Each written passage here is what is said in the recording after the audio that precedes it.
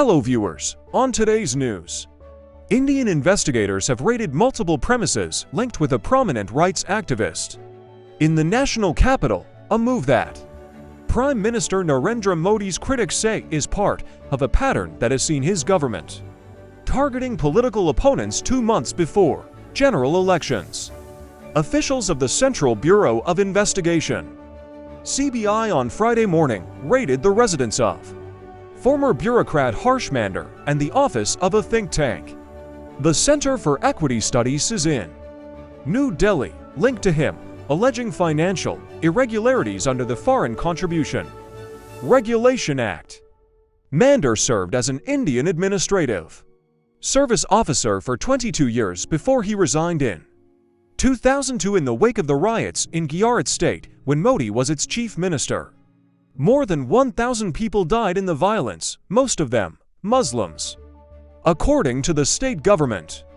But he is only the latest in a series of critics and opponents who have faced raids or arrests from federal agencies in recent weeks, including for state chief ministers belonging to opposition parties. On Wednesday, India's Financial Crimes Agency, the Enforcement Directorate (ED), arrested Hemant Soren hours after he resigned as the chief minister of Jharkhand state.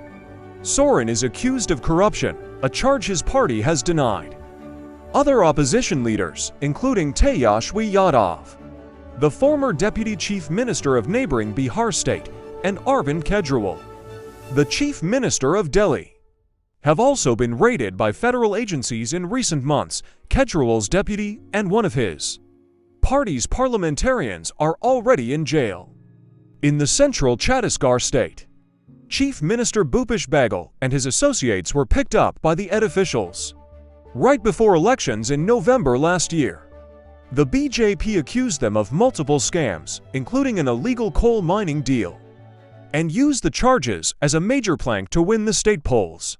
This is the rise of a fascist state under Modi, and unfortunately, the judiciary is doing very little or hardly anything to protect the rights and liberties of the citizens. Its independence appears to have collapsed when the opposition party should be hitting the roads to campaign ahead of the elections. They are running from one agency to another, he said.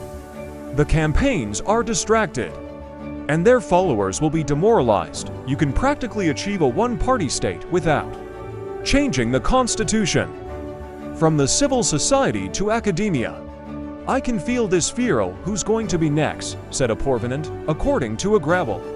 The answer is clear: whosoever that doesn't walk with Modi, who raises voice against them, they are the next.